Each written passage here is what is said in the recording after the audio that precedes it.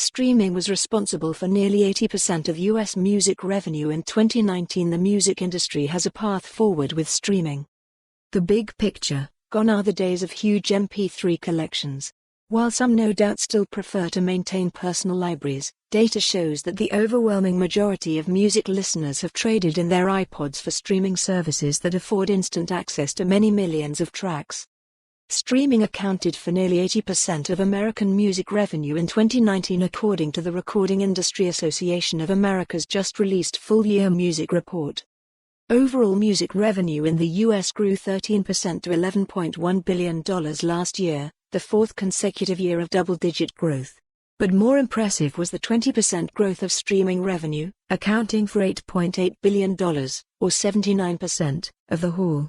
Breaking it down further, we see that paid subscriptions to on-demand services were responsible for $6.8 billion, up 25% year-over-year. As a whole, Americans streamed some 1.5 trillion songs in 2019. That's a lot of music. It's fascinating to see how much the music industry and listening habits have changed in just one decade. In 2009, streaming accounted for just 5% of the U.S. music industry's revenue, while physical media was responsible for 59% of the pie. By 2019, those numbers shifted dramatically.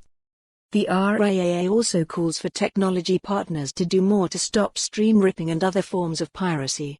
Music is by far the biggest draw to tech platforms, gaining views and listens that generate enormous revenues for distributors, but in many cases this happens without an appropriate share for creators, said Mitch Glazier, RIAA chairman and CEO. Masthead credit, music notes by Josef Klepacher. Pie charge by RIAA.